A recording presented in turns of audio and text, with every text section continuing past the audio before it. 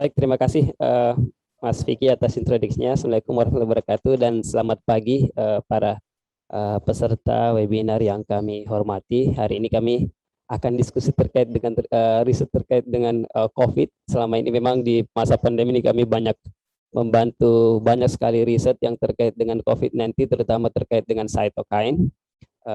Ya banyak juga disupport oleh timnya Pak Vicky ya dalam beberapa reagen yang kami gunakan saat ini. Saya ingin share screen Mas Vicky. Baik, semoga slide saya sudah terlihat ya, Mas Vicky. Terlihat Pak, silakan. Ya, baik. Terima kasih. Kali ini kita akan bahas terkait dengan COVID-19 research berdasarkan beberapa experience yang kami lakukan dan beberapa literatur review yang kami kumpulkan terkait dengan cytokine storm testing ya, termasuk juga nanti ada beberapa trik dalam memilih marker sitokin ini apa aja sih, yang gimana cara milihnya, kemudian bagaimana cara kita untuk menggunakan teknologi yang ada di dalam riset-riset terkait dengan cytokine storm ini. Kita ketahui case di Indonesia saat ini terkait dengan COVID-19, kita beruntung di case-nya udah sangat menurun ya, jauh. Kalau kita bandingkan dengan baseline sebelum peak wave pertama itu sudah lumayan jauh, sudah mendekati di sekitar awal-awal pandemi, sekitar Mei gitu ya, kita lihat baseline-nya. Dan salah satu hal yang menggembirakan juga sebenarnya penurunan ini yang kita khawatirkan kalau penurunannya diikuti dengan testing yang menurun ya.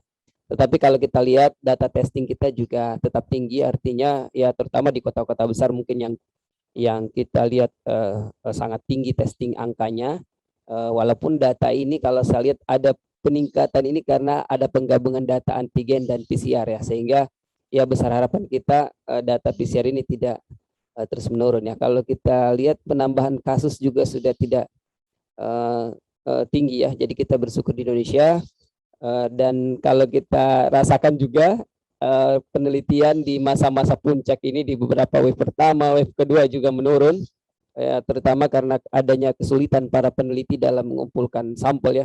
Kita juga merasa, apalagi kalau risetnya itu bukan terkait dengan COVID, maka aksesibilitas untuk mendapatkan sampel jadi agak sulit. Kami juga mensupport riset itu, jadi ada penurunan lah terkait dengan yang non COVID, tetapi terkait COVID-nya jadi riset terkait COVID jadi meningkat ya, ada pergeseran ke arah COVID untuk testing. Dengan meningkatnya juga angka vaksinasi, saya yakin ini perubahan pola di riset di Indonesia terkait COVID ini akan ada signifikansi yang berubah ya. Apalagi kalau kita lihat sudah ada profiling antibody, maka mungkin riset-riset hasil yang diperoleh pada awal-awal masa pandemi, profilnya akan berbeda dengan setelah banyaknya subjek yang terpapar di Indonesia. Ya, jadi ini juga menjadi hal yang penting untuk kita lihat, karena riset-riset ini sangat dipengaruhi dengan background populasi yang kita gunakan sebagai market riset ya. Nah, kalau kita lihat marker terkait dengan COVID ini sangat banyak sekali marker yang kita bisa gunakan ya.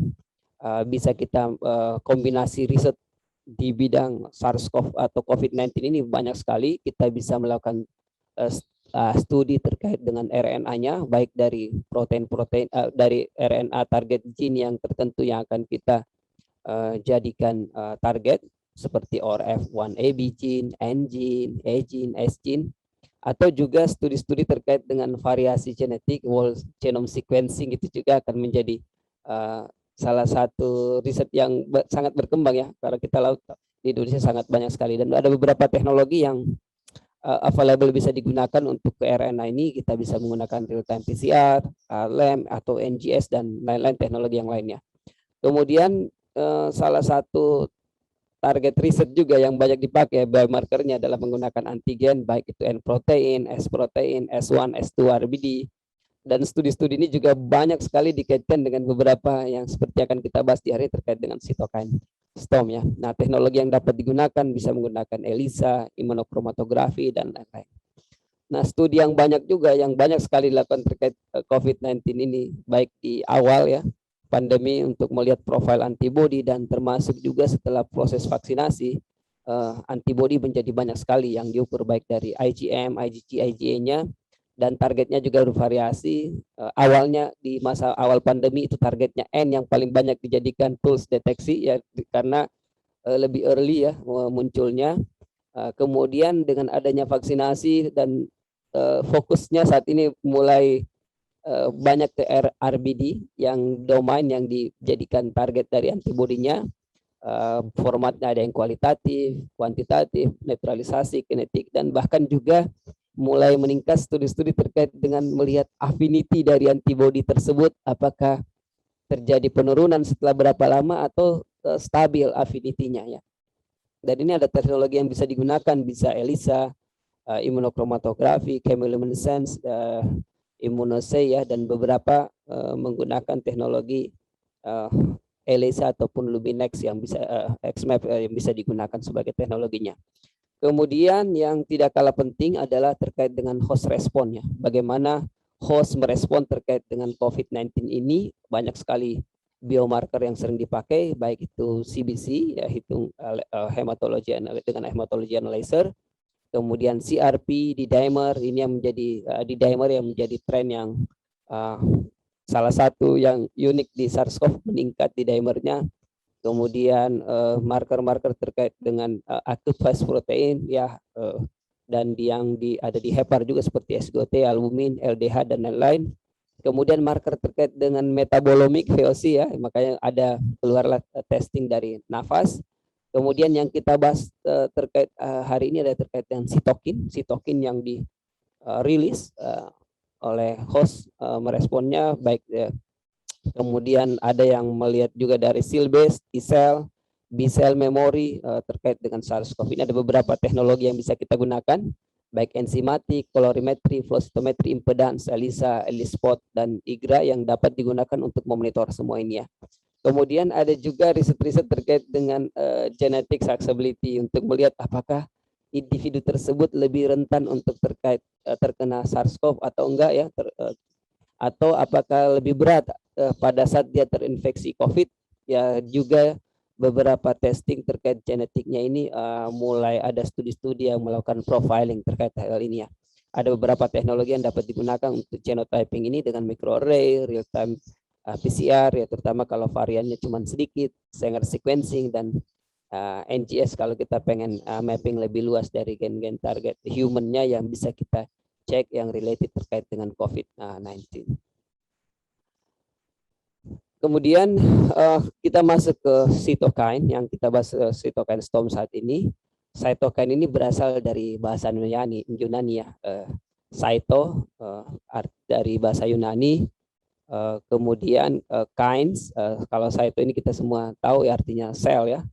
Kemudian kines dari bahasa Yunani juga artinya kinesis atau movement ya, perpindahan. Jadi artinya sesuatu yang dapat merangsang movement dari sel ya. Jadi awalnya untuk sitokin hal tersebut, semua zat yang bisa menginduksi movement dari sel, maka itu disebut dengan cytokine. Jadi cytokine ini merupakan grup protein yang besar, baik berupa peptida atau glikoprotein yang dirilis oleh sel-sel tertentu, sel imun.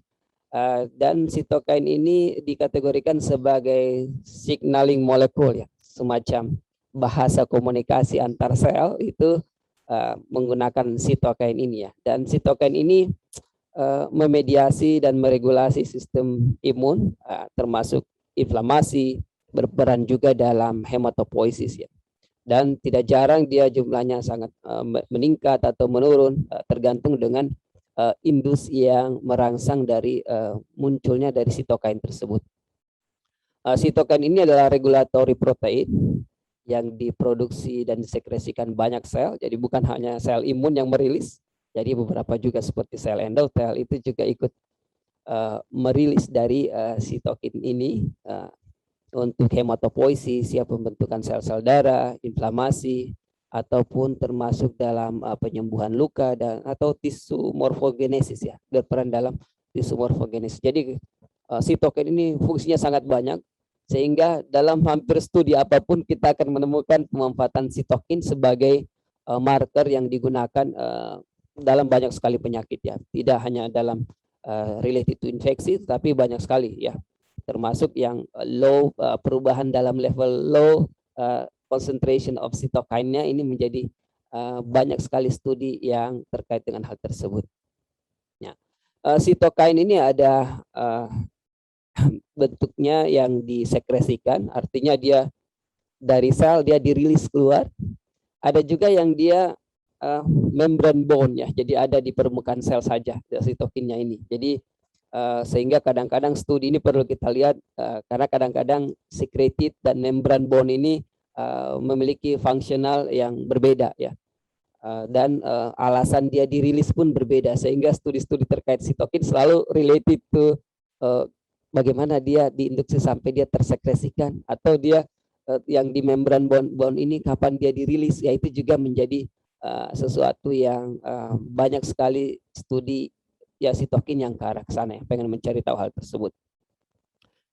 Sitokin yang disekresikan ini bisa bekerja lokal ya, di site di mana dia dirilis untuk diri dia sendiri, sel tersebut sendiri dia merilis, nanti sitokin itu balik lagi untuk bekerja di sel tersebut, atau bisa juga dia bekerja ke sel tetangga, atau justru mengalir ke dalam sirkulasi ke sel-sel yang jauh ya, dari ke tisu yang lain, itu juga bisa bekerja seperti hal tersebut.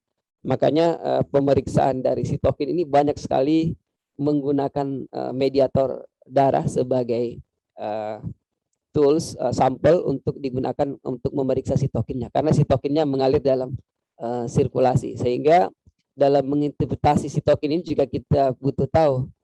Kadang-kadang ada sitokin memang yang dia kompartementasinya hanya lokal di mana tisu itu dihasilkan, sitokin itu menghasilkan di tisunya yang mana, atau kadang juga memang ada yang jauh lebih mudah untuk dia bergerak lebih jauh ya, sehingga setiap profiling dari sitokin ini perlu kita tahu sebelum kita melakukan riset, memilih sitokin mana yang paling tepat untuk studi yang kita lakukan.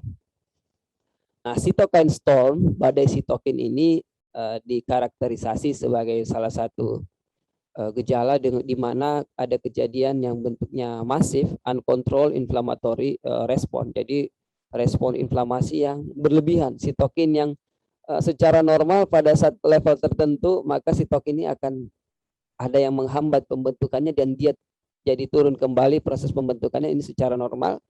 Tetapi pada kondisi uncontrolled, sitokin yang tadinya harusnya diberhenti untuk proses pembentukannya, rilisnya itu harus di stop, dia terus berlanjut pembentukannya sehingga jumlah sitokin yang dihasilkan sangat banyak. Dan kita ketahui kalau jumlah sitokin yang sangat banyak, sitokin ini akan merangsang banyak hal ya, bahasa komunikasi antar sel, memanggil sel, jadi bisa terjadi banyak sekali hal ya. Makanya nanti akan kita bahas apa aja impactnya, baik itu sitokin yang proinflamasi yang bisa menginduksi inflamasi dan yang antiinflamasi, ini semua mengalami disregulasi ya, tidak bisa bekerja secara normal.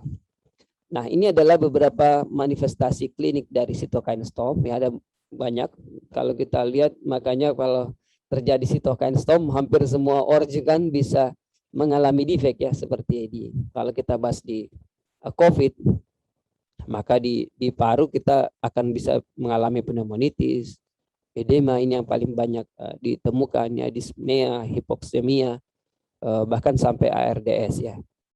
Kemudian di liver ini bisa terjadi hepatomegali, peningkatan liver enzyme. Makanya beberapa juga karena beberapa marker elevate enzim ini yang ada di hati ini menjadi hal yang testing yang rutin dilakukan, maka banyak juga kadang-kadang disandingkan sebagai marker potensi adanya cytokine storm ya. Kemudian meningkatnya protein-protein fase akut seperti juga salah satunya hepsidin, hipoalbuminemia, liver injury, kolestasis, dan liver failure ini yang bisa terjadi di hati. Kemudian di ginjal bisa terjadi renal failure.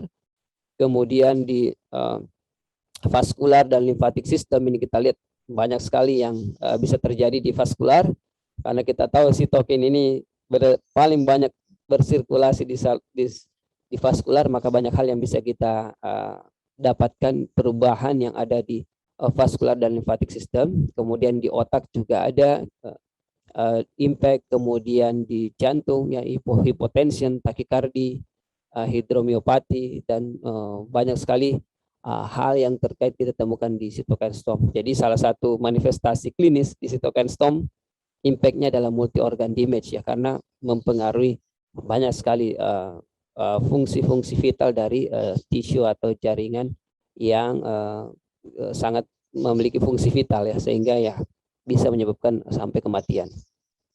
Kalau kita lihat apa yang terjadi di COVID-19 patient ini ya, terutama di paru, kalau kita lihat healthy paru seperti ini, nah pada saat terjadi damage di paru maka banyak sekali sel yang masuk ke dalam paru-paru, dan akibatnya karena keluar masuknya sel terlalu banyak sehingga menyebabkan kebocoran, maka jaringan di sini akan ada cairan, jadi mempengaruhi orang jadi akan sulit untuk bernafas. Dan dampaknya karena salah satu tadi istilah sitokain adalah memanggil sel, maka sel yang terpanggil jadi banyak sekali jenisnya yang datang ke sini, dan ini menyebabkan misalnya terjadi kerusakan di paru dan di organ-organ yang lain ya. Ini yang menjadi manifestasi yang paling berat dari COVID-19 yang banyak menyebabkan kematian ya.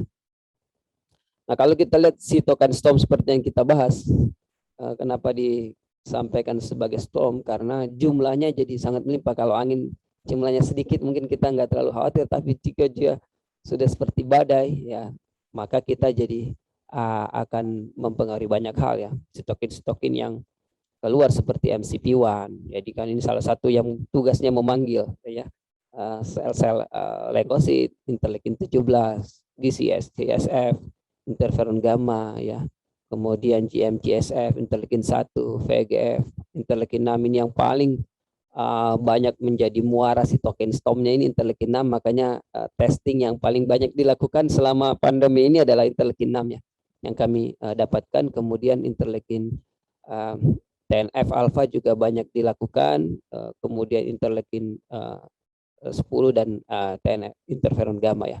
Jadi kita lihat sitokin yang meningkat jadi banyak sekali jumlahnya, dan ini mempengaruhi ke banyak organ-organ vital, ke jantung, ke ginjal, ke usus juga mempengaruhi, ke lung, ke liver, ke pembuluh darah, dan ke otak gitu ya.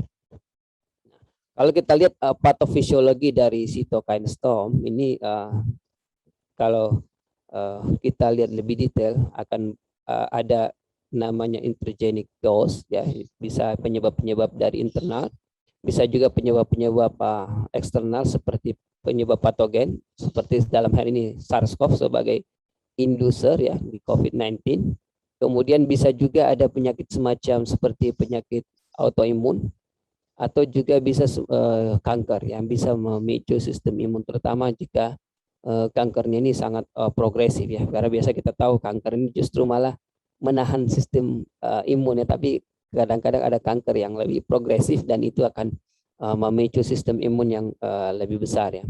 Kemudian ada beberapa driver cell ya yang bisa menginduksi adanya mendukung adanya inducer ini, seperti adanya T-cell ya, karena T-cell ini salah satu produsen sitokin juga, CD4 dan CD8.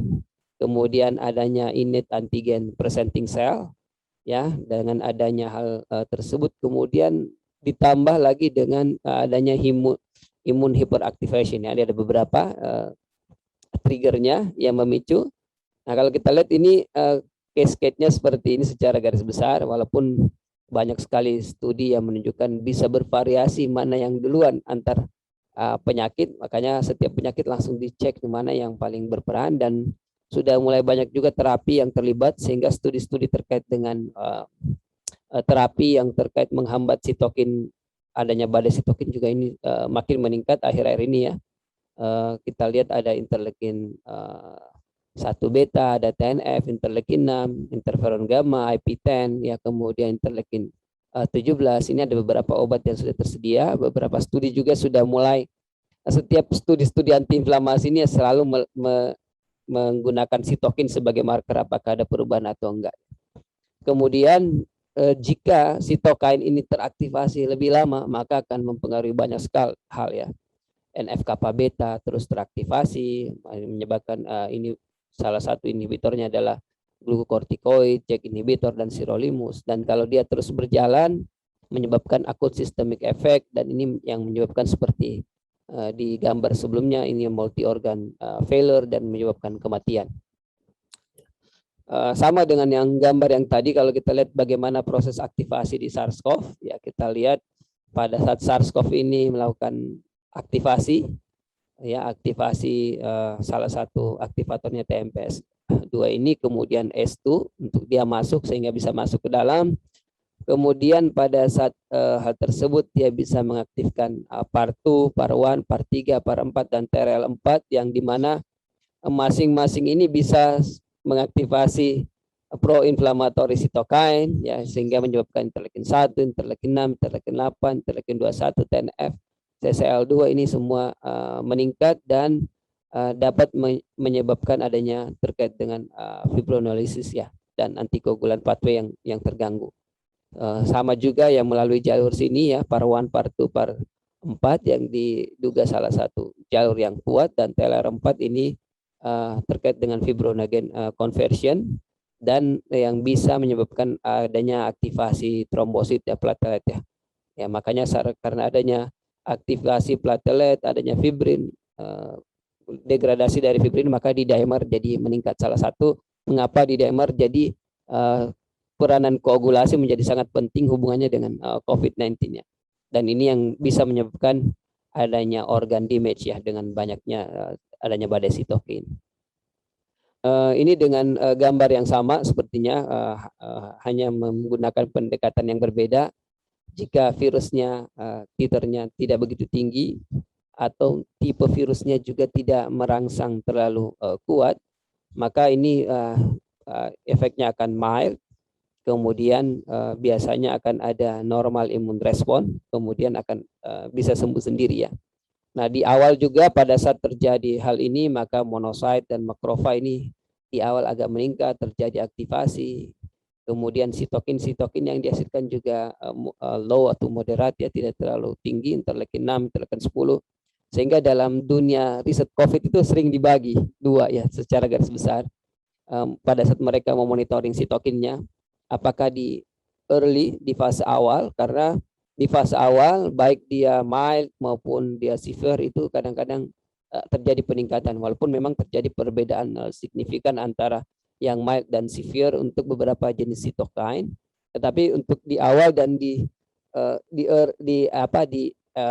yang di late phase ini juga akan berbeda profil sitokinnya. Jadi studi sitokain itu perlu kita batasi di fase apa yang akan kita gunakan sampelnya, karena kalau terlalu luas range-nya dari yang ringan atau dari fase awal sampai dia fase yang udah late, itu profilnya udah bisa bervariasi. Jadi sehingga harus dianalisis terpisah lah istilahnya, supaya memudahkan kita dalam mengetahui, mengambil kesimpulan apakah sitokain ini meningkat atau menurun atau tidak ada perubahan. Sebaiknya dicek berdasarkan waktu dari infeksi tersebut ya. Nah, pada fase low, interleukin 6, interleukin 10, TNF ini biasanya tidak terlalu tinggi pada mild, tapi kalau yang high maka dia dihasilkan sangat tinggi, dan biasanya neutrofilnya akan meningkat. Makanya ada beberapa testing terkait dengan jumlah sel, neutrophil to lymphocyte ratio NLR. Ini juga beberapa testing yang dilakukan, karena neutrofilnya meningkat, limfositnya jadi menurun ya, terutama CD4, CD8 dari T-cell yang mengalami penurunan dari jumlah. Maka ini salah satu juga banyak yang dijadikan dugaan awal jika NLR neutrophil to lymphocyte rasionya terjadi peningkatan, maka itu ada potensi dugaan terkait dengan sitokain storm juga ya. Makanya kita lihat hal ini. Kemudian dengan adanya sitokain storm, maka ya ini seperti yang kita gambarkan sebelumnya ya, akan terjadi organ failure dan koagulopati. Ini juga dalam yang lebih detail lagi, jika kita lihat terjadi neutrofilnya meningkat, monosit dan makrofag meningkat, ya ini tentunya karena makrofag banyak untuk menjelajahi tisu-tisu yang dibutuhkan, dan tentunya dia menjelajah akibat adanya panggilan dari sitokin yang dilepaskan oleh beberapa sel inducer tadi yang kita bahas seperti T-cell, yaitu paling banyak melepaskan sitokin ya, dan menyebabkan juga adanya penurunan dari CD8 dan CD4, dan NK cell pun juga terjadi penurunannya. Dan dengan adanya induksi yang ini sangat tinggi, maka cytokine storm bisa terjadi lebih tinggi. Beberapa studi juga mulai membagi stage dari SARS-CoV ini. Manifestasinya mulai dari yang mild, kemudian yang stage 2 yang masuk sampai macrophage activation syndrome. Karena ini dengan macrophage teraktivasi, maka inflamasi respon di paru ini menjadi sangat tinggi, dan ini yang bisa memicu cytokine storm. Dan di stage 3 maka terjadi systemic hyperinflammation yang dampaknya ke beberapa multi organ damage.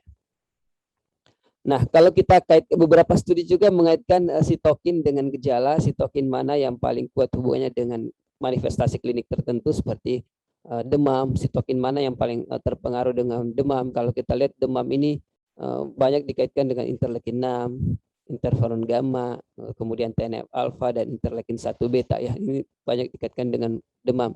Jika ada gangguan di hematopoietic function, fungsi hematopoiesis, maka banyak dilakukan dengan TNF alfa dengan interferon gamma ya. Jadi Sun dan kawan-kawan ini merekap dari beberapa studi yang sudah dihasilkan yang dikaitkan ada peningkatan dari interferon gamma ya, mempengaruhi fungsi hematopoietik. Kemudian juga termasuk jika terjadi DIC, yaitu terkait dengan beberapa sitokin interferon gamma, TNF alfa ya. Ini terkait dengan DIC, jadi beberapa marker kunci.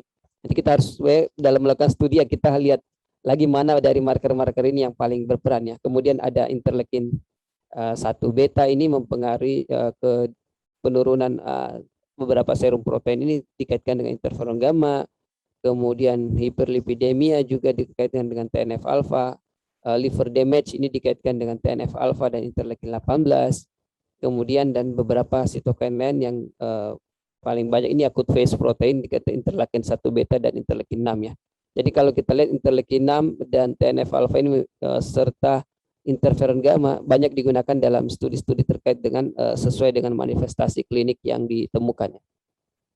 Dan jika kita pengen melihat profil dari per sel juga kita bisa melihat sel mana yang paling banyak menghasilkan sitokin-sitokin tertentu tergantung dari manifestasi klinis dari penyakit yang akan kita lakukan studinya. Kemudian ada perbedaan pola ya di COVID dan di ARDS, sepsis dan CAR T-cell yang ditemukan ya, terutama salah satu yang di COVID-19 yang agak berbeda ditemukan dari studi-studi yang ada adalah interferon gammanya lebih rendah dibanding kalau kita lihat sepsis akan meningkat, apalagi jika dia ada terkait dengan CRC, CAR T-cell induced CAR T, ini tinggi sekali interferon gammanya. Ini perbedaan salah satu yang ada di sini. Kemudian interleukin 6 dan TNF alfa tidak meningkat terlalu tinggi, tapi kemokainnya meningkat agak tinggi ya. Jadi kalau kita lihat drastis dibanding sepsis ini memang tidak terlalu tinggi ya, tapi tentunya kalau ini belum menjadi parah dan akan mengarah ke sepsis ya. Kemudian marker yang paling unik lagi adalah ada di dimer ya. Kalau kita lihat perbedaan signifikan di dimer dibanding di COVID-19 ini sangat signifikan dibanding dengan sepsis, ARDS atau dengan acute phase dengan CAR T-cell induced CRS ya. Jadi kita lihat ada pola perbedaan SARS-CoV dari beberapa marker yang kita lihat tentunya tergantung dengan mekanismenya ya dari penyakit yang di compare ini. Ini juga sama, hanya untuk menambah marker-marker yang terkait ya, seperti interleukin 12, 15, 21, interferon gamma, beta dan gamma. Ini juga perlu dalam melakukan studi-studi sitokin. Kita perlu melihat dari reagen yang kita gunakan, apakah dia menggunakan interferon gamma yang spesifitinya terhadap apa gitu ya.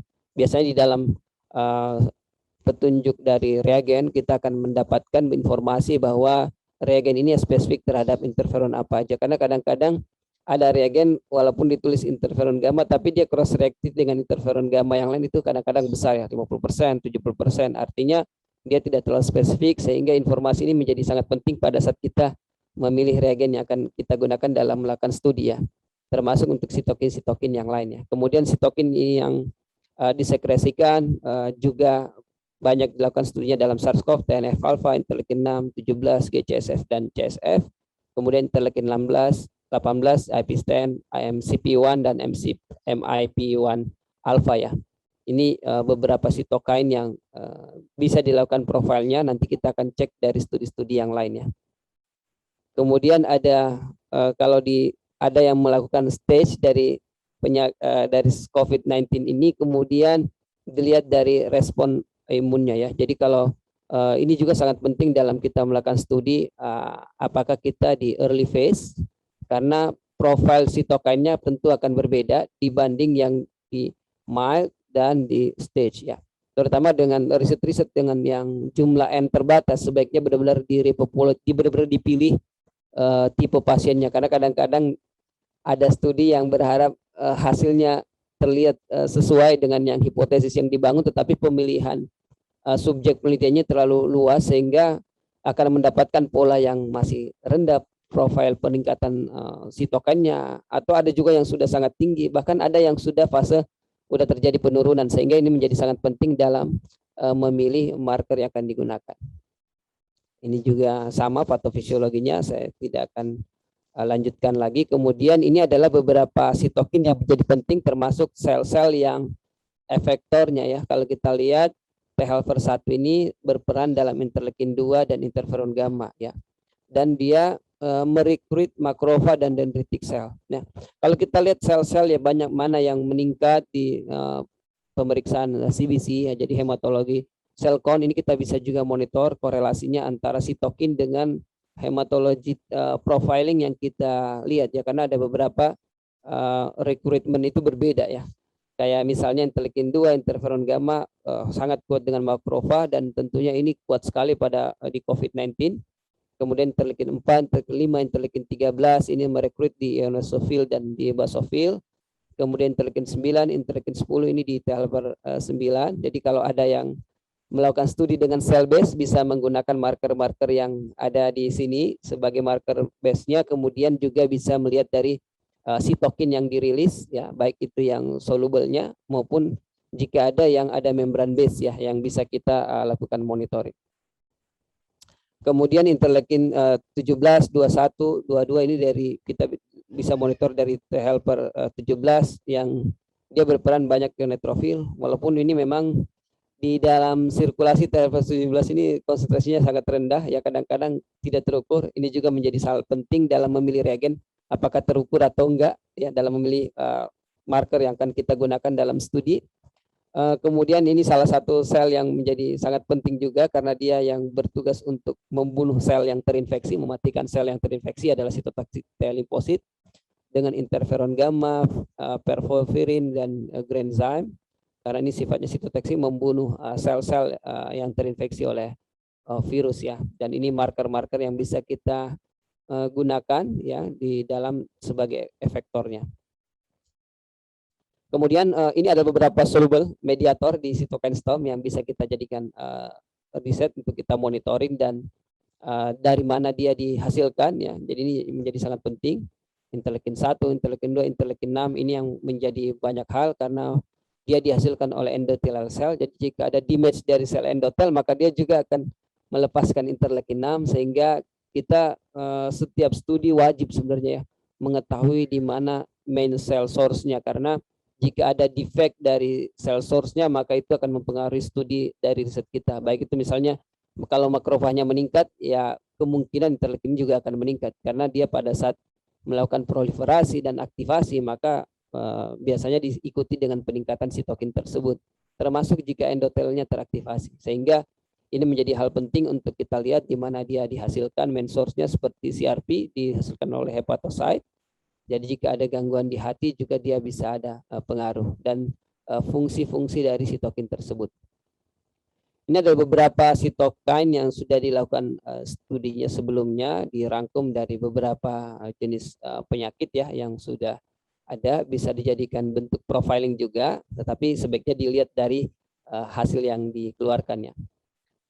Ini juga sama terkait dengan NK cell, jika terjadi defektif di SARS-CoV ya, maka idealnya itu interferon gamanya akan dirilis dan interleukin 6-nya kemudian baik metode melalui cis pathway atau trans pathway, maka mana sel yang akan dipengaruhi, termasuk juga sel-sel tersebut akan mengeluarkan sitokin apa saja, ini tergantung dengan pathway secara normal. Nah, kalau kita lihat dari virus lain itu akan masuknya ke TLR, kemudian dengan masuknya lewat TLR ini akan menginduksi interferon 1 ya. Interferon 1. Nah, jika melalui S2 ini makrofagnya yang terinduksi melepaskan interleukin 2 dan interleukin 18, dan ini yang mempengaruhi dari natural killer cell. Kalau yang ini melalui MHC kelas 1, ini mempengaruhi melalui reseptor interleukin 2 dan interleukin 15 dan menyebabkan adanya grand sign karena kita lihat interferon gamma dan TNF alpha jadi dirilis ya. Nah, sama juga untuk kit laboratory testing yang kita dapatkan ya dari pemeriksaan CRP dan PCT, ini akan meningkat di fase-fase akhir, termasuk interleukin 6 yang sudah banyak dilakukan studinya. Makanya kalau kita lihat tools diagnostik yang lebih cepat menjadi IVD adalah interleukin 6 dibanding sitokin-sitokin yang lain yang untuk masuk ke IVD ya. Artinya menjadi testing rutin di laboratorium, yang lain masih banyak di skala riset ya kalau kita lihat ininya. Sama juga kalau kita lihat pada saat peningkatan penyakit, terutama pada fase hiperinflamatori, ini sitokin-sitokin yang banyak dilakukan profilingnya ya. Biasanya kalau sebelum mendekati organ failure, ini yang banyak dilakukan profilingnya. Nah, ada juga studi yang sudah memapping secara keseluruhan terkait dengan apa saja sih yang mengalami overekspresi dari setiap organ pada pasien COVID ini ya. Di gen-gen yang banyak teraktivasi, ini adalah gen yang banyak teraktivasi termasuk interferon ya, interleukin 17, ini yang jumlahnya banyak teraktivasi. Kemudian dari segi metaboliknya juga kita lihat ini HSCRP termasuk yang banyak dihasilkan, imunoglobulin juga banyak dihasilkan.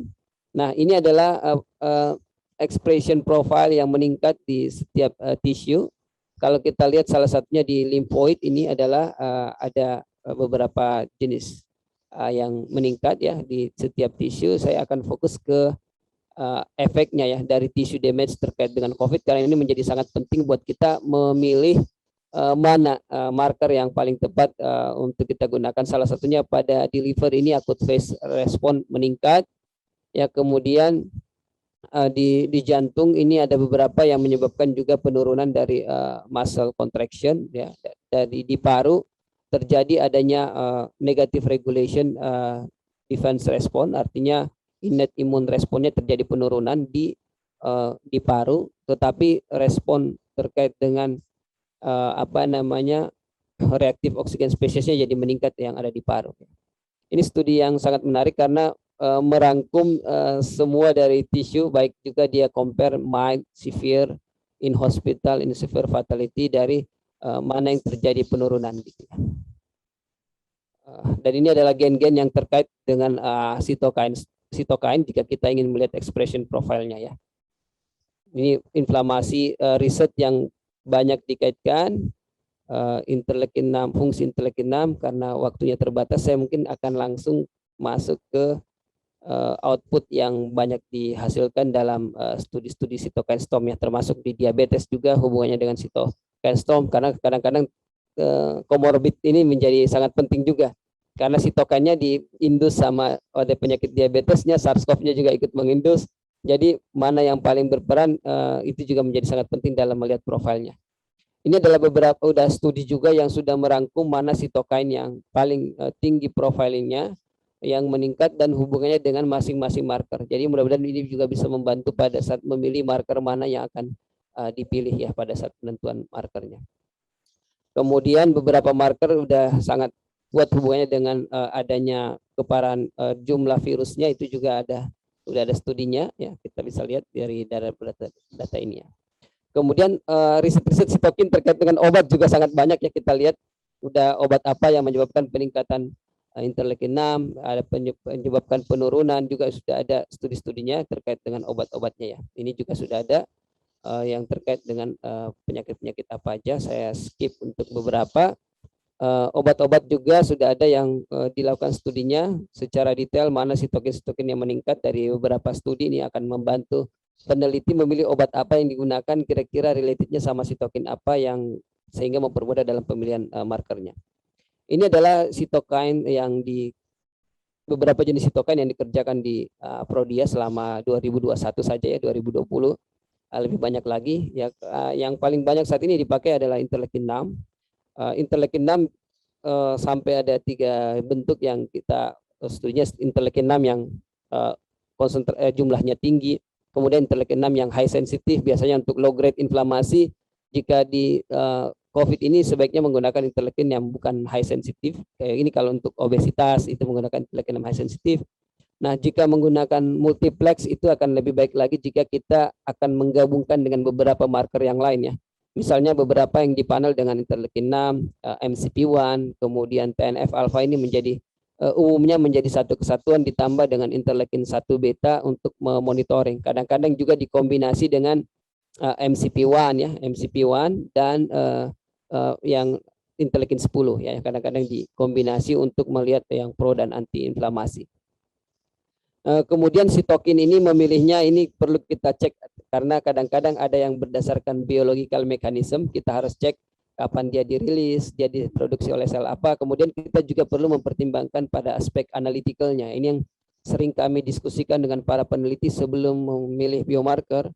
Apakah ini secara biological mechanism menjadi penting untuk dijadikan marker, atau secara analitikalnya justru jadi menjadi pembatas ya.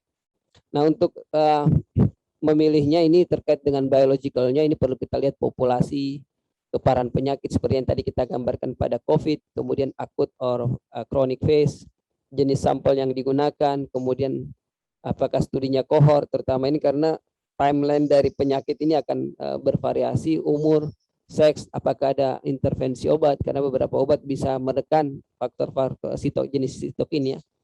Kemudian analytical aspect juga menjadi sangat penting. Analyte-nya apa yang diukur, sampel type-nya apa, karena jenis sampel bisa beda hasilnya, serum, plasma, atau cairan sendi atau cairan yang paru yang digunakan itu bisa berbeda profil dari hasilnya ya. Kadang-kadang ada yang dia terkompatibilisasi di cairan paru, bisa jadi dia tinggi di paru tapi di plasma tidak tinggi, atau sebaliknya ya. Itu beberapa sitokin kita butuh lihat profilnya dari beberapa studi sebelumnya. Kemudian terkait dengan sensitivity-nya, apakah alat ukur bisa mendeteksi lebih rendah. Kemudian availability teknologinya, apakah kita butuh single plex atau multiplex. Rentang pengukuran juga menjadi sangat penting, apakah alat ukur kita bisa melakukan atau enggak. Kemudian variasi dari hasil ya, termasuk variasi dari reagen yang kita digunakan, karena ada beberapa reagen berdasarkan experience kami tuh dia memiliki variasi yang sangat besar CV-nya ya, dan ada beberapa reagen dia sangat stabil. Artinya kita mengulang beberapa kali pun dengan reagen yang sama itu lebih mendekati hasilnya. Kemudian apakah dia kuantitatif atau kualitatif, ini menjadi sangat penting. Kemudian ada beberapa pertimbangan yang diperlukan pada saat memilih biomarkernya ya, termasuk dengan mekanisme biologisnya, jenis sampling yang tepat, termasuk jenis sampelnya, kemudian waktunya kapan diambilnya, apakah di early phase atau di late phase, ataukah di pagi hari, di siang hari, karena kadang-kadang ada marker yang dia terpengaruh oleh waktu tersebut. Teknik pengukurannya yang tepat, reagen yang digunakan juga tepat, teknologi yang digunakan tepat agar sesuai dengan hipotesis yang akan dibangun. Risikonya dan biayanya tentu menjadi sangat penting ya, terutama termasuk dengan risiko pengulangan akibat quality dari reagen yang digunakan kurang baik dan interpretasi hasil yang jelas gitu ya. Beberapa marker juga perlu kita pertimbangkan, terutama di sitokin ini, karena ada yang sangat tinggi sekali, ada yang rendah sekali, maka kita perlu melihat apakah dia high sensitive atau non high sensitive yang kita gunakan ya. Karena kalau kita low grade inflammation lebih baik yang menggunakan high sensitive, kalau moderate inflammation, dan kalau di di apa namanya di COVID ini biasanya dari moderate sampai to high ya. Jadi menjadi penting kita memilih metode yang tidak terlalu sensitif tapi rentangnya justru luas, bisa mengukur sampai konsentrasi yang sangat tinggi ya. Kemudian beberapa platform imunoassay yang bisa digunakan ELISA, RIA, XMAP ya. Tapi saat ini yang paling banyak digunakan adalah ELISA, kemudian XMAP dan flow cytometry yang banyak digunakan, kemudian chemiluminescence ya, yang sering digunakan terkait dengan cytokine research. Kemudian cytokine juga perlu diketahui ada yang bentuknya soluble, ada yang antagonis, ada juga yang terikat dengan carrier-nya. Ya, ini juga menjadi penting mana analyte yang akan dipilih sesuai dengan kebutuhan dari penelitian para peneliti sekalian. Kemudian hal-hal kritis lagi dalam memilih sitokain ya, perlu kita ketahui sumber sitokainnya dari mana seperti yang kita bahas, peranannya dalam terkait COVID-19 ini, termasuk apakah ada reseptornya, apakah antagonisnya juga dirilis bersamaan, karena kadang-kadang kita jadi perlu mengukur keduanya, sitokinnya dan antagonisnya apakah perlu diukur bersamaan atau tidak. Kemudian sampel collectionnya bagaimana terkait dengan waktu pengambilan, apakah dia puasa atau enggak puasa, atau adakah efek terkait obat dan lain-lain, ini mempengaruhi dari beberapa testingnya. Seperti ini kita lihat ada beberapa jenis sampel itu bisa bervariasi hasilnya ya, seperti yang ini terutama ada variasi. Kemudian yang perlu kita ini beberapa jenis sampel juga bisa berbeda hasilnya untuk recovery-nya. Kemudian stability dari sampel juga bervariasi. Jika kita durasi ngumpulin sampelnya lama, usahakan menggunakan marker yang relatif stabil, tidak terlalu cepat menurun. Ya, karena kalau dia terlalu cepat menurun seperti CR8 ini, dia cepat menurunnya sehingga masa studi sebaiknya harus yang lebih singkat gitu ya. Kalau yang seperti interleukin 6 relatif moderate, interleukin 18 relatif stabil ya. Jadi pola-pola ini harus kita pilih dengan baik ya. Berikut adalah beberapa teknologi yang ada di lab riset Prodia saat ini yang banyak digunakan. Banyak menggunakan metode ELISA saat ini yang banyak digunakan, kemudian XMAP teknologi juga banyak. Kemudian terkait dengan teknologi-teknologi yang lain sering dimanfaatkan seperti flow cytometry juga sering digunakan terkait dengan studi sitokain. Kadang-kadang studi sitokain direlated juga dengan genetik, maka kita bisa menggunakan beberapa teknologi baik NGS, Sanger, digital PCR, atau jika ingin ada kelainan kromosom bisa kita lihat. Kemudian kalau kita pengen related to gangguan metaboliknya, kita bisa lihat dari beberapa teknologi dengan mass spectrometry. Jika sitokinnya pengen kita lihat profilnya di bentuk spasial di tisu, kita bisa menggunakan pendekatan patologi anatomikal dengan immunohistochemistry. Kemudian kadang-kadang ada yang terkait dengan mikrobiologi, kita bisa tandem dengan pemeriksaan mikrobiologi. Mungkin saja bisa sampaikan. Terima kasih. Kita nanti akan lanjutkan dengan diskusi. Terima kasih Pak Vicky. Sorry waktunya kelewat ya.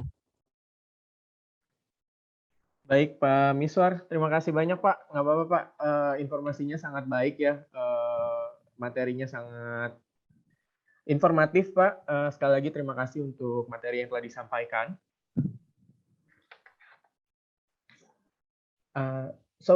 Dr. Suruchi, before going to your material, I want to introduce your profile first. Sure, Vicky. Oh, sorry, I will stop sharing. So ya, sekali lagi terima kasih kepada Pak Miswar untuk materi presentasinya menarik dan informatif, Pak.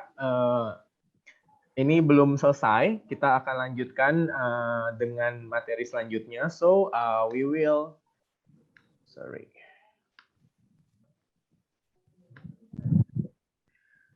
continue to our next speaker from Biotechni, Dr. Suruchi Arora. So, summary about her profile. Dr. Arora obtained her PhD in Immunology and Molecular Virology from National University of Singapore and has a postdoctoral experience of 2 years. She has published in several peer-reviewed journals and take a great interest in learning new technologies and finding different applications they can be used for. Now, Dr. Suruchi Arora is product manager for Southeast Asia and Australia, New Zealand at Biotechni. She is based out of Singapore and has been with the company for 4 years. She managed field applications and product management for Bio-Techne brands like Protein Simple, R&D Systems, Novus, and Tafris. So several publications from Dr. Suruchi we can see in this slide. Mostly Dr. Suruchi are interested in Annexin A1. So for this second topic, Dr. Suruchi will present about the solutions for cytokine storm testing on COVID-19. And since COVID-19 research has a wide range that Bio-Techne can covers, so Dr. Suruchi will also present about several publications from Bio-Techne and several research, and also some research tools that Bio-Techne can also provide regarding the COVID-19 research. So without further ado, I would like to invite Dr. Suruchi to start her presentation this afternoon. Dr. Suruchi, the time is yours. Okay, thanks, Vicky, for the introduction. Are you able to see my screen? Yes. Okay. Hello, everyone, and good morning. As Vicky mentioned, I'll be talking about some of the research tools that are available from Bio-Techne for the cytokine storm research. I will also show you some of the publications where other customers have used our tools and have benefited from them. And finally, the end part of my presentation will deal with the other tools that are available from Bio-Techne for the COVID-19 research. So the assays that we have for cytokine storm research can be mainly divided into two broad categories. They can either be a single analyte or a multiplexing assay. So as you know from Dr. Miswa's presentation, there is no single cytokine that is secreted in the diseases. There are many diseases that have cytokine research storm like Ebola, dengue, COVID-19, and there are multiple cytokines that are secreted at one time. So if you have so many cytokines coming out at one go, it makes more sense to do like a multiplexing assay where you can quantify and look at multiple cytokines at one time. But at the same time, we know that these are all proteins and they also tend to cross-react with each other. So there might be some of the instances where we cannot study all of them together. And that's why the single analyte or single cytokine research still holds advantage for us. So we have different kinds of ELISA kits that are available for single analyte. We call them Quantikine ELISAs, which are the most published ELISA in the world. If you look at, for example, our IL-6 ELISA, which is one of the most important cytokines in the COVID-19 cytokine storm, we have more than 600 publications already available for it. Other kind of ELISA kits that we have is called DuoSet, and it's it's do-it-yourself kind of kit.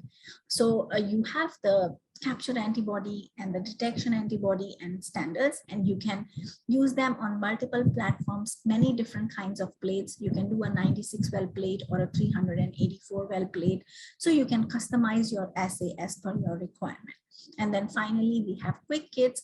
So these are the newest in the single analyte analysis, and this reduces the time of ELISA from 4.5 hours to just 80 to 90 minutes.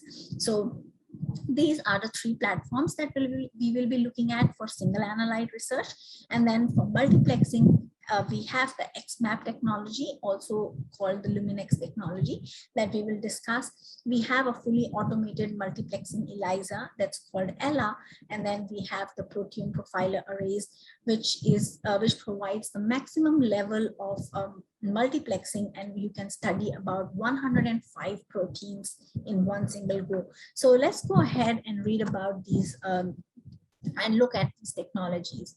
So as I was mentioning, we have many different kind of tools. So it depends on you, what's the requirement. So if you are looking for something that is most published and widely known, most trusted, then Quantikine ELISA kits would be the solution for that.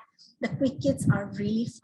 They can reduce the time from 4.5 hours to 80 minutes. We also have something called as high sensitivity kits. So if you have this, if your inflammation is not very high and you have low level of inflammation, the usual kits will not be able to detect them. So you need something which is very high sensitivity, but and all these are ready to use. But if you're looking for a more economical option, you can actually look for duo sets, which are do-it-yourself kind. It takes slightly longer, but you can customize your own assay. So it gives you more flexibility.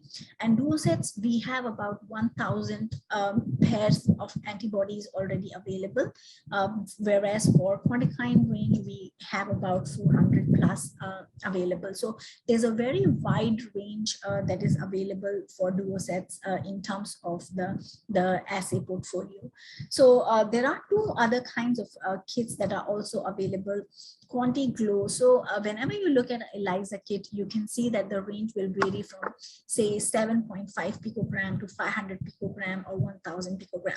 But this kind of kit, QuantiGlow, it needs a special equipment for reading called luminometer, but it can read into tens of thousands. So I will give you an example later in my slides, where you can see that the linear dynamic range for these kits are really, really large.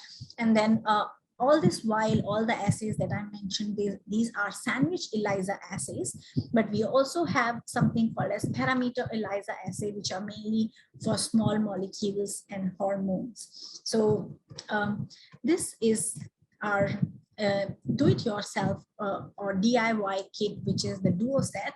So basically you need to coat the ELISA plate yourself. Now it's optional. You can use a 96 well plate, or you can even use a 384 well plate.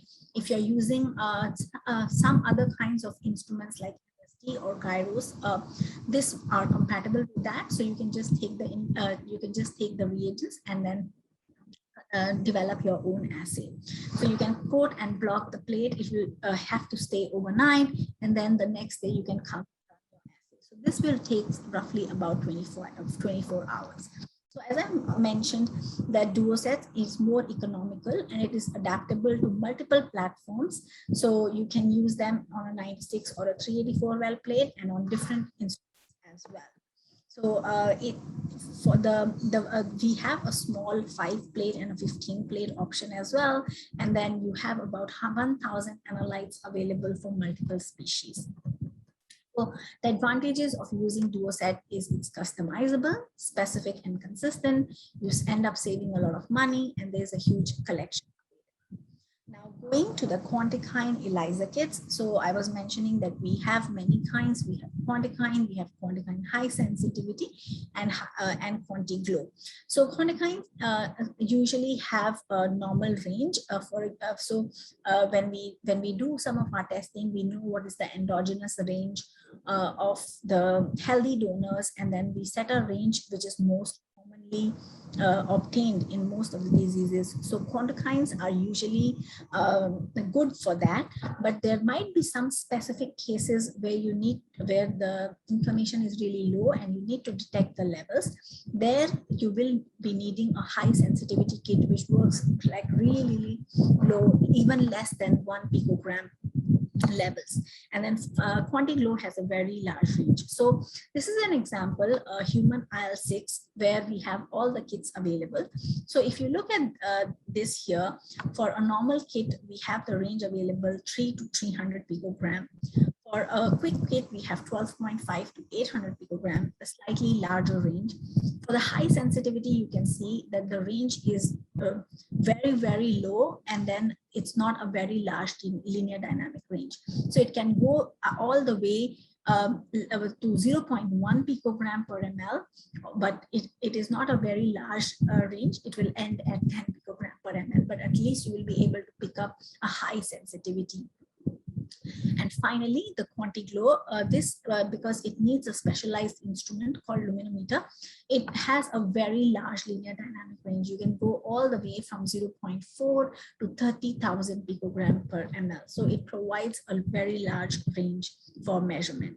Now, the advantage of using Quantikine kits is they are the gold standard.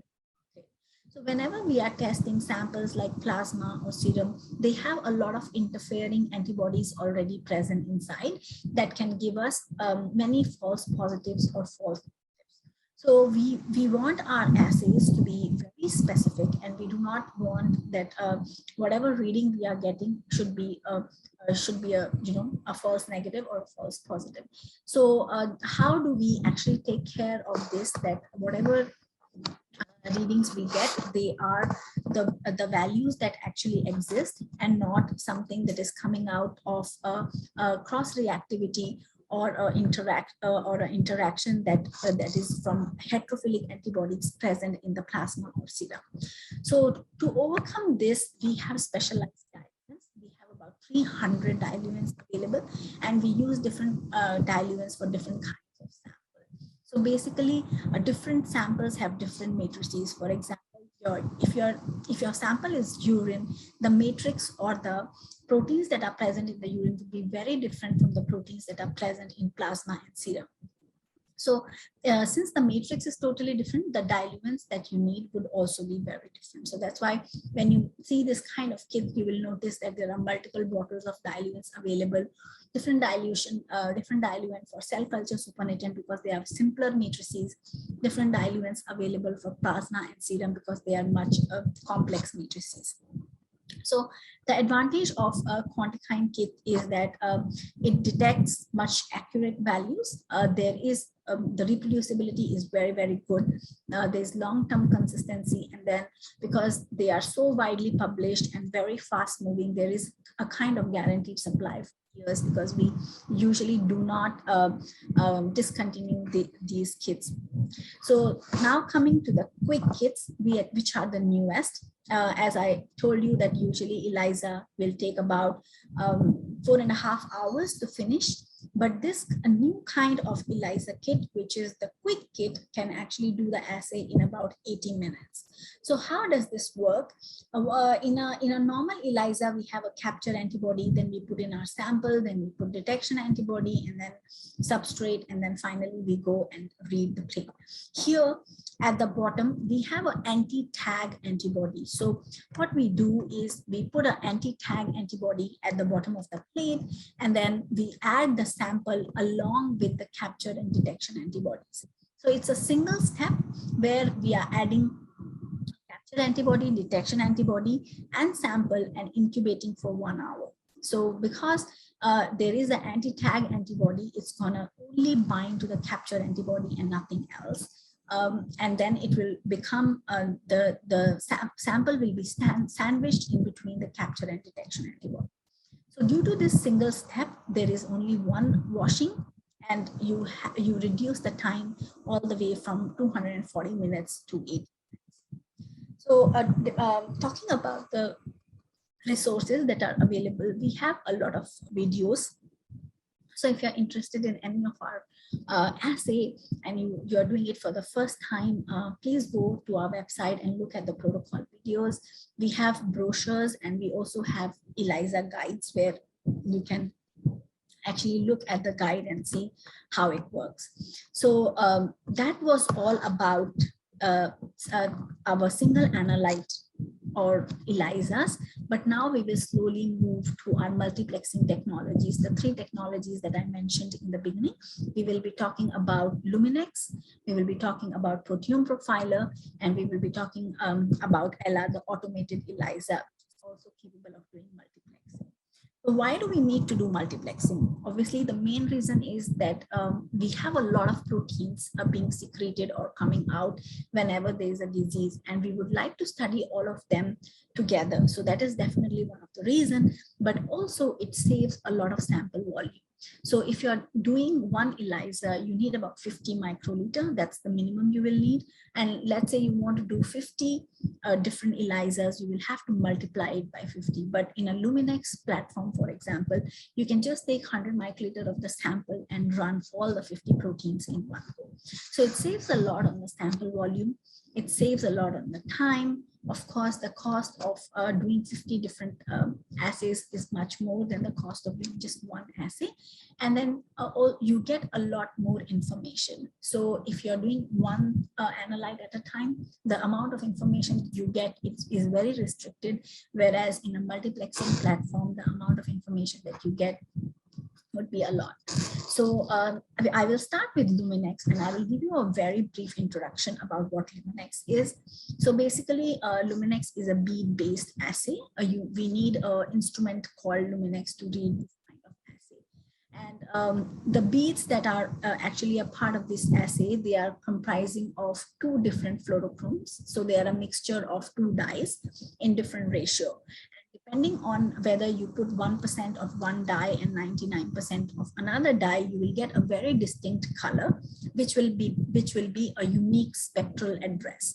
So depending on what color it is, every bead will have a number.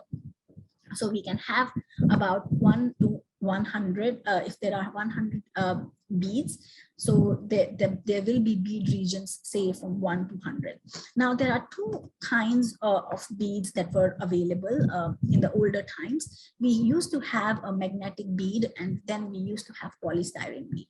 But now for most of the manufacturers, you will see that the polystyrene beads, due to some of the drawbacks they are not available, or very few analytes are available for them. But most of the people are going ahead with the magnetic beads. They are slightly bigger and easier to visualize because they are like brownish in color and not transparent like the polystyrene beads. So what happens is it's a bead-based assay. The capture antibody is already coated onto the bead, and then we put in our sample. So the capture antibody will bind the sample, and then we put in the detection antibody cocktail. So once we put the detection antibody cocktail, the sandwich would be completed, and then we will put biotin and streptavidin-PE and use a special instrument for reading. So you can either use a Luminex 200 instrument. Luminex 100 is an older version. Some labs might still have it, but most of them would have converted to Luminex 200. There's a newer instrument called FlexMap 3D, and then Luminex 200 sold by Biorad is sold under the name of Bioplex. So essentially it is the same instrument. So what happens here is we have two different lasers. The first laser is going to detect the bead region or the spectral address of the dye. That will tell us we now have so many beads in the solution, right? So we need to identify which capture antibody goes on which bead. So that's why it's important to know the spectral address. And the second laser is gonna tell you the quantity of the bound analyte. So higher the signal, that means more of that protein is present, and the signal will be higher, the quantity will be higher. So we have two different kinds of assays available under Luminex. We have something called as Luminex discovery assays. So here we have a list of more than 450 analytes. You can select, it's customizable.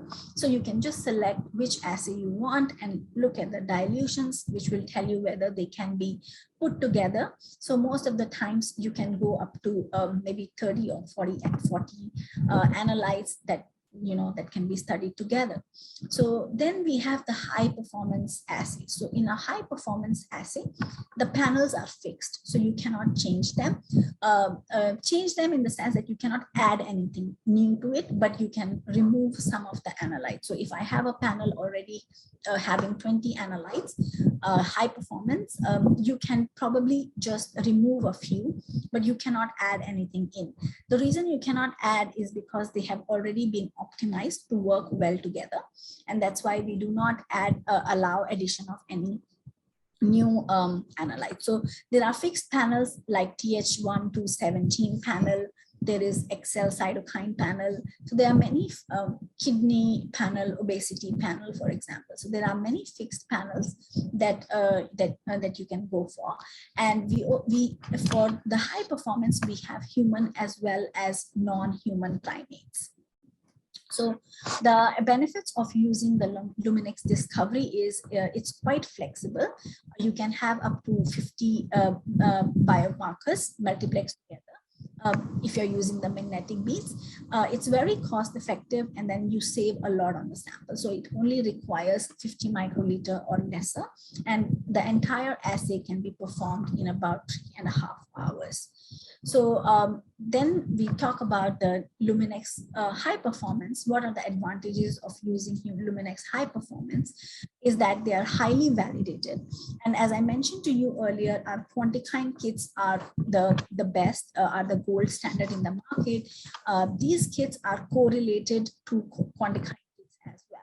So it is configurable. As I mentioned, you can select some of the analytes out if you don't want all of them.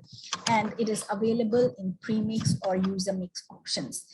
And we have a very big Excel cytokine panel in order to study the cytokine in details. You can have up to 45, and then we have non-human primate Excel cytokine panel where you have the option of 36 analytes. So these are the different instruments that are available that can read these beads. So this small one is MacPix. Unfortunately, this has been discontinued by Luminex. This was the most popularly used instrument previously, but if you still have this instrument, it is still being supported for another 5 years. So you can use the MacPix to read the plates. This is Luminex 200, which is like a midway platform for reading, and then the most like the newest model and most versatile is the FlexNav 3D. That is the fastest. It can read a plate within 20 minutes compared to Luminex 200, which takes about 45 minutes to 1 hour. So these are some of the different platforms available for reading the Luminex plates. Now, what are the different benefits of getting the Luminex assays? There are multiple suppliers that are available. So R&D Systems actually has a 30 years experience of developing immunoassays. And we develop most of the products in-house. So our antigens, the proteins, antibodies, 95% of them are done in-house. QC every single thing from the factory before it's shipped out. So anything wrong happens to our product, it is very easy for us to go back and check because they were just generated in the same factory. Whereas there are many different suppliers who also do like buy from us and then develop their kits, but we are the primary supplier for the antibodies that are available for Luminex. Sorry. So as I was mentioning, 30 years of immunoassay experience, and our Quantikines are the most published. So we have that kind of confidence that whatever products are going out will actually eventually help you get much meaningful data. So if you're, as I was mentioning, we have it pre-mixed and fixed panels available, so it saves a lot on the delivery time. If there's a fixed panel available, when you order it, you can receive it within 2 to 3 weeks of the delivery. So this was all about Luminex. Now we will move on to our next multiplexing platform. This is a fully automated platform called Ella. So I will start with showing you the video on how Ella works, and then slowly we will go into the technology and see how the system can just very efficiently do the entire ELISA in 70 minutes. ELISA got you down? Simpleplex assays let you run hands-free, multiplex-free, ELISA-free immunoassays. Everything's done on a ready-to-go cartridge, and setup only takes 5 minutes. Just scan the barcode, add your samples and buffer, and load the cartridge into Ella. Ella runs multiple analytes on one sample at the same time on multiple samples. She splits each sample into isolated channels, each containing an analyte-specific glass nanoreactor, or GNR. Ella then moves the sample back and forth inside the GNR so the sample binds to the capture antibody.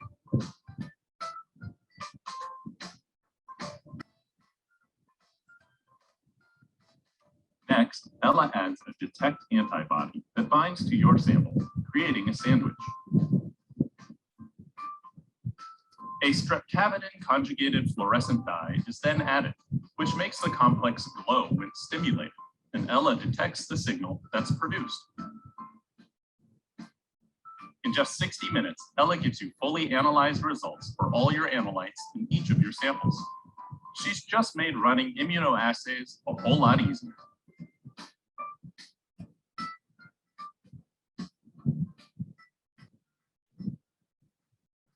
Okay, so that was the introduction to Ella, and we will quickly move to the properties and how the assays are run. So Ella runs on a cartridge. You can have either a single plex cartridge. So when the digit behind the cross tells you how many analytes you can multiplex. So one means you can just have one analyte and you can have 72 samples. And this means you can have 32 samples and 4 different analytes. So we have a lot of different options available. So starting from, let's say 16, we have 16 times 1, 2, 3, 4, and then 32, we have 1, 2, 3, 4, all the way to 8. So there are many different multiplexing options available depending on how many proteins you want to study. So Ella works very fast. It can give you the fully analyzed data, including the concentration values, in about 70 minutes. So how this works is behind each well, there is a circuit, a microfluidic circuit, which has capillaries. So you can see that these are the capillaries that are present. And each of these capillaries have 3 GNRs. So 1, 2, and 3. GNRs are nothing but glass nanoreactors. And the capture antibodies are actually coated on these reactors. Now, the reason we have 3 is you can get a triplicate value in one single go. So you don't have to use 3 different wells in order to do a technical repeat. With one sample that goes in, the system automatically splits the sample and it goes in to all the 3 GNRs and then all the 4 capillaries, which can detect 4 different analytes. So there is no user intervention needed. It is all automated, and that's why the reproducibility is quite good.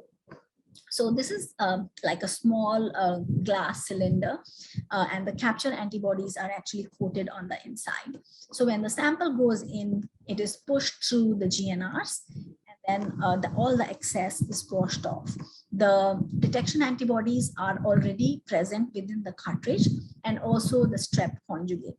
So as the walls open, the detection antibodies will flow through and the sandwich will be completed, followed by a wash step, and then our strep conjugate can go in and excess will be washed off, and the CCD camera that is present will take all the 3 readings. So this makes Ella extremely simple. All you have to do is to aliquot your samples in the plate, and 70 minutes later you have fully quantified data. So the advantage of Ella is you don't need to plot standard curves because standard curves are already inbuilt. So there are inbuilt standard curves which will calculate the concentration values for you. And when the assay finishes, you will get your fully quantified concentration in picogram per ml. So this is how the standard curve looks like. There's a barcode on the cartridge. When you scan the cartridge, the standard curves get uploaded in the software, which is then used to calculate the values.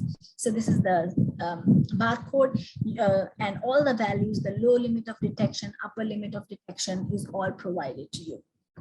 So you just have to basically prepare your samples, dilute them in whatever concentration is mentioned on the data sheet. There's a minimum required dilution. So it can vary from 2 times to 10 times or maybe 100 times for some of the analytes.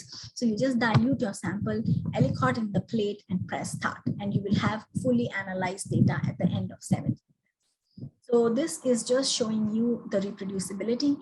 Even if you make slight mistake in pipetting and you add like 40 microliter instead of 80 microliter, your data is not gonna be very different. So we have tried many different volumes. 50 microliter is the recommended sample volume, but if you change it a little bit, it's not gonna make any difference. So it's volume independent.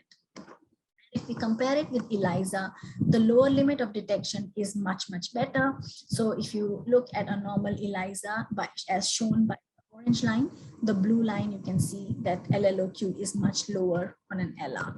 And this is an example of using ELA at multiple sites. So 11 users, 9 different systems, and 3 sites, but the CVs are so precise because everything is fully automated. So it's only still less than 10%, 7.5% CV is observed.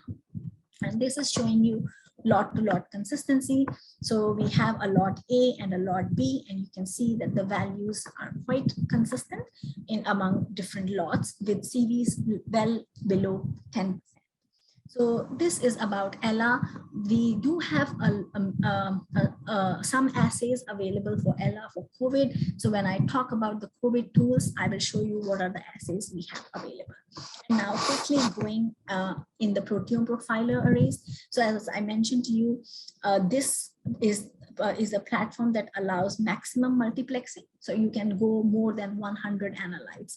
So basically this is a nitrocellulose membrane, what you see here on your screen. And then the antibodies, the capture antibody is already present on the nitrocellulose membrane in duplicates. So in pairs, the antibodies are spotted on the nitrocellulose membrane.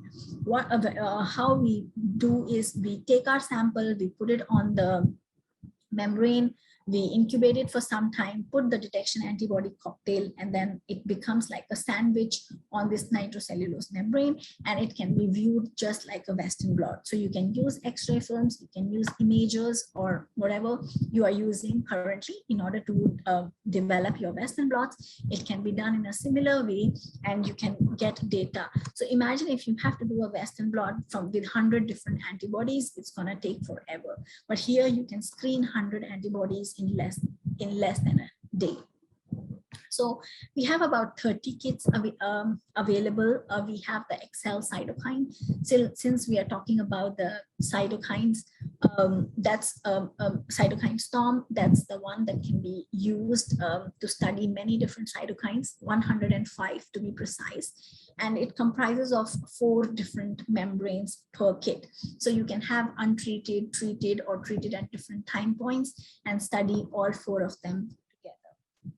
So basically what we do is we block the membranes, load the samples, incubate with the detection antibody, and then finally we add the chemiluminescent reagent and analyze on an imager, or we can develop it. So the advantage of this is that it can be done in less than a day compared to if you're doing a Western and you're trying to do maybe 50 or 60 different antibodies you're trying to screen, it will take forever. And it conserves a lot of sample because it uses somewhere around 20 microgram of the sample. Of course, the sample volume and concentration differs with different sample type, but the flexibility is that you can try it with saliva samples, you can try it with serum, plasma, milk. So there are a lot of samples that have been validated, and this has a lot of publications available as well. So if you go to our website, you can actually find approximately 100 publications already available for the Excel cytokine array. So finally, there are 4 major aspects of immunoassays. So all the assays that we spoke about, whether single analyte or multiplexing, they all come under the category of immunoassays because they use antibodies. So these are the 4 fundamental qualities and validation that needs to be done for all of them. So just very quickly showing you how we do it. So we do a spike and recovery analysis for all the techniques. If you look at this Luminex data, the acceptable range is between 80 to 120%, as shown by these red lines. And most of the blue ones, which are R&D systems, fall within this range. So recovery is important because we need to be sure that whatever known quantity of material we are putting in, we are able to recover it back. Second major thing is linearity. So irrespective of the fact how much you are diluting, when you multiply with the dilution factor, you should be able to get a similar number. So here also you can see the red lines and the data by R&D systems in between these red lines. Some of the kits available in the market, you will actually find that they over recover. So if the quality of the antibodies is not very good, they will give you, once you start diluting more and more, and when you multiply with the dilution factor, you will not be able to get a similar value. So that shouldn't be the case. That just means that there are a lot of interference substances present inside the matrix, which, when you do, these interfering substances will obviously become lesser with the dilution. So that would mean that your kit is not able to take care of the interfering antibodies that are present. A third point is the specificity. We don't want any false positive. We want our kit to be as specific as possible. So if you look at these two examples, interferon gamma and IL-1 beta, we have treated the serum sample with some of the inhibitors, but even without treatment, our kit can actually take care of this, and the values are almost similar. But in case of some of the competitors, you get very high values in the beginning and which start to become lower after the treatment. Same is the case with IL-1 beta as well. And finally, consistency. So as I was mentioning, it's very important that we maintain lot-to-lot consistency over many years. So we are a very old company supplying immunoassays for the last 30 years, and we make sure that there is a lot-to-lot consistency. So if you did an experiment 2 years back and you want to repeat it now, you should be able to get similar data that you got earlier. So that was about technologies that are available from R&D systems. I will quickly take you through some of the publications that have used these technologies that we spoke about and what they actually did. And then finally, we will talk about the COVID tools. So this is a very recent paper from Singapore, published in Journal of Clinical Investigations, where they are actually trying to look at the differences in the cytokines from vaccinated people and naturally infected individuals. So they take the whole blood and then they stimulate it with SARS-CoV-2 peptides and then collect the plasma and study it on ELA. So basically they are using ELA to study or look at the levels of interferon gamma and IL-2. What they found is quite interesting that the vaccinated people have very similar levels of interferon gamma and IL-2 when it comes to people who are symptomatic, but the levels of interferon gamma are much higher in the people who are asymptomatic. So which makes perfect sense because probably the cytokine levels in the body are good enough to get rid of all the virus, and then that's why they are asymptomatic. So this is their observation when they compare the vaccinated and the naturally infected individuals in terms of the cytokines. This is another publication from Mount Sinai in New York. They show that the severity of COVID-19 and death can actually be predicted looking at the levels of IL-6, IL-8, TNF-alpha, and IL-1 beta. So this is again experiment that has been done on ELA, where they have compared healthy donors shown in black to individuals who are cancer patients. They have been treated with CAR-T, but no CRS. So even CAR-T treatment induces cytokine storm. So as we saw in Dr. Miswa's presentation, cytokine storm is can have a lot of different reasons. So not only infectious diseases, but treatments or some of the allergies can also induce the cytokines. So if you look at the comparison, the CAR-T cytokine research cytokine syndrome is very similar to the COVID syndrome. And then the authors have predicted that when the levels of IL-6 especially are very high, the death in combination with the conditions of the lung can actually lead to very severe pneumonia or death. So this is an example of cytokines in Ebola Ebola virus. Cytokine syndrome can exist in a lot of different diseases, as I mentioned, and in the next slide, I will also show you the effects in dengue fever. So here they have done a long-lasting, like they have collected serum and plasma from people who have recovered from Ebola, and they are trying to find what are the effects in the survivors. So these survivors mostly had some kind of digestive inflammation or intestinal inflammation. And then when they try to find out, so this is an assay done by the Luminex, our Luminex assay, and you can see they have tried IL-6, TNF-alpha, IL-1RA, CD14, etc. And the levels in the survivors are high, which there is some kind of information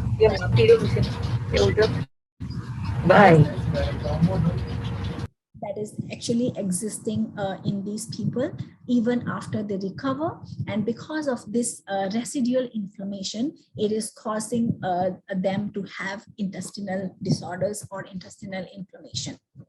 So this is another very interesting paper from Sri Lanka, University of Sri Jayawardene. So they have used both Luminex and Ella platform together and compared the cytokine storm in dengue, acute dengue, and COVID-19. So what they found is that the levels of cytokines in are especially IL-10, MCP1, and IL-6, they are quite high in both dengue as well as COVID-19.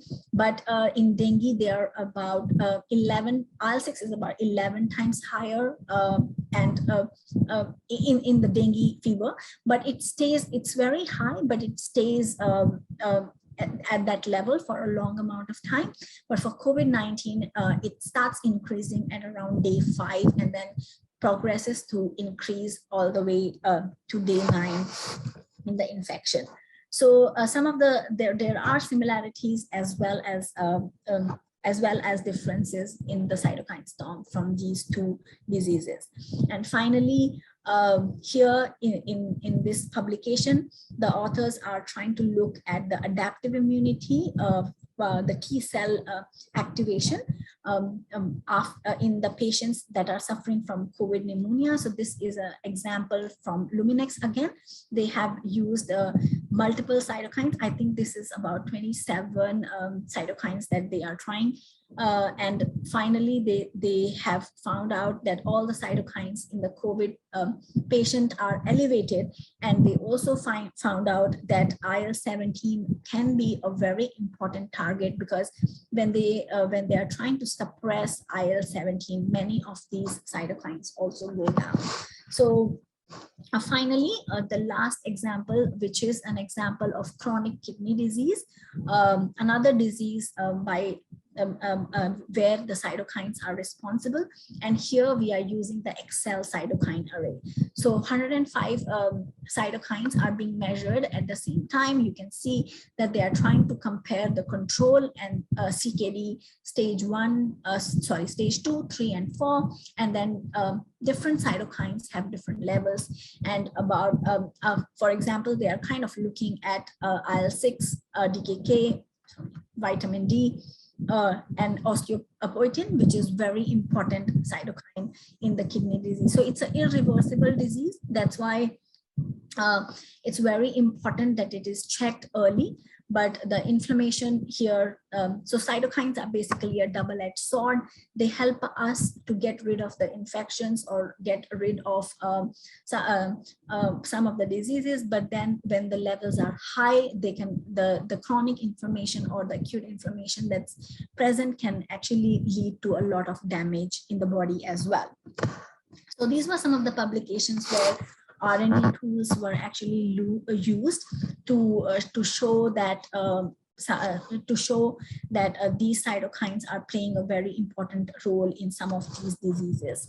So now we will quickly go to the COVID tools that we have. I don't have a lot of time, but I will try to take you through very quickly on the COVID tools that we have.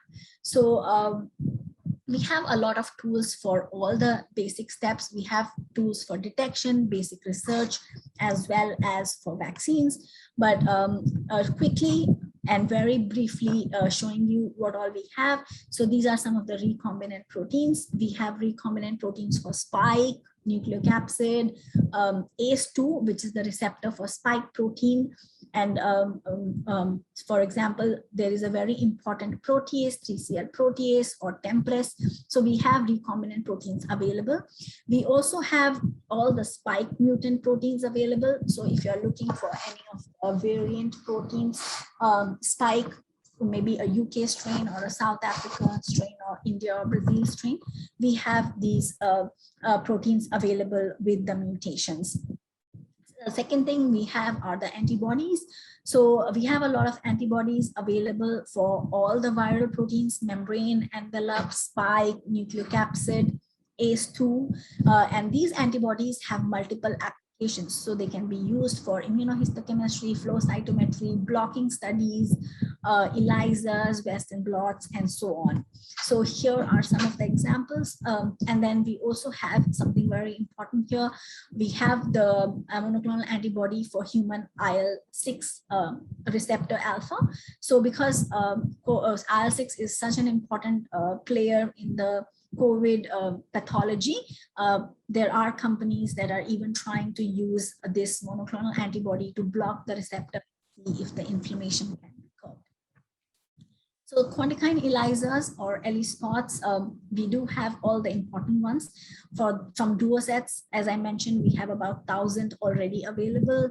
From quantikine, we have a range of about 400, and you can actually go and check. You should be able to find all the popular ones like IL-6, IL-2, TNF alpha, interferon gamma, etc. For the Luminex panel, for the COVID, you can actually use the 45-plex, which is the biggest panel. So you can look at all the cytokines together. Then we have the TH1, TH2 panel, which has been used in one of the publications that I showed you. And then the TH17 panel, which was used in the last publication that I shared with you.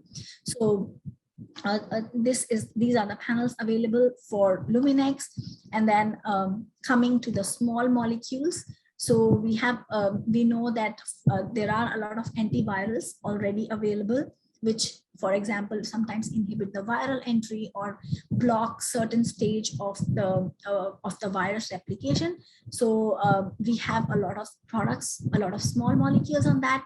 We also have libraries, so you can actually, instead of trying out every single drug, you can try out some of the libraries. They have over 150 compounds, and in my later slide, I will show you some of the libraries that we have. And then to investigate the interaction of virus with the ACE2 receptor better, we do have ACE2 derived peptide as well. So this is the virus replication cycle. There are so many steps that can actually be inhibited to stop the virus from replicating. And we have a lot of different inhibitors available. So these slides will actually be sent to you. You can, if you're interested in one or more of these compounds, you can contact us and we will actually discuss in detail with you. So these are some more of the inhibitors, like remdesivir, which is an inhibitor of the viral polymerase. And then we also have something called as MPRO inhibitor, which inhibits the SARS-CoV-2 main protease. Talking about the libraries, we do have an antiviral library, we have a COVID-19 library, and then in order to get the drugs to be used faster, we have a FDA approved, already approved drug library as well, which can be tested in the COVID scenario. And then we do have a fully automated Western blotting system, which we call as Simple Western. Which we call as Simple Western. So we have many instruments in this category, depending on what throughput is desired. But basically, they can complete the entire Western blot in 3 hours. So it's a cartridge and plate-based system. we have a plate. You have to dispense the sample, blocking, primary, secondary, and your substrate all in one go, and then put the plate inside the instrument. So the experiment, everything take place in a capillary cartridge. The matrix, which are the gels, are preloaded from the plate. So if you look at the plate, there is a pre-sealed portion here. We remove the seal before putting the plate inside, and this already has all the matrices. So no more making gels, no more washing the membranes. 3 hours, you have the fully quantified data.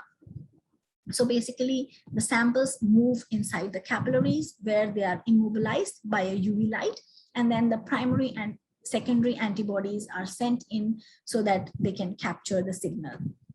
So this is an example that we have where we are using ACE2 protein as a standard curve. So we have drawn a standard curve just like we do in a ELISA, so that we can find the absolute concentration of ACE2 in the lysate. So we know that a lysate has hundreds and thousands of proteins, and it is very difficult to get the accurate amount of one single protein. But if you have a standard curve made from the recombinant protein, that's possible. So this makes our simple Western system fully quantitative, where you draw a standard curve and exactly find out the amount that is present. So this is showing you Tempress, another protein on WES. And then this is the data for nucleocapsid protein from different viruses like SARS-CoV-2, MERS, OC43, and so on. And then finally, we have this kit. It's called a multi-antigen serology kit that helps to find out 4 different proteins in one go. So you just put in your sample and you put the mix that is available in the kit. You will be able to detect 4 different viral protein in one go in this assay. And finally, we saw a lot about ELA. So here are some of the panels that are available for ELA in terms of COVID research. So we have IL-6, IL-8, TNF alpha, and IL-1 beta, which is called the cytokine storm panel. Then we have the cytokine screening panel, which is a bigger panel comprising of 8 cytokines. And then we have a coagulation panel because COVID causes some kind of coagulation as well. So there is a coagulation panel in order to check the plasma and serum samples. So finally, to conclude, COVID-19 is actually, after Spanish flu, it's the biggest pandemic, and we all need to work together. But at the same time, we need to maintain social distancing. So the automated platforms actually help you a lot in that you don't need to be present in order to carry out your assays. You can just put the samples inside, close the system, and then come back maybe after 1 hour for simpleplex or 3 hours for simple Western. And when you come back, you will have your data, and you just take your data in a pen drive, and you don't have to be present there in order to analyze it. So we all can partner, and please feel free to get back to us if you want to know more about any of these products. Thank you.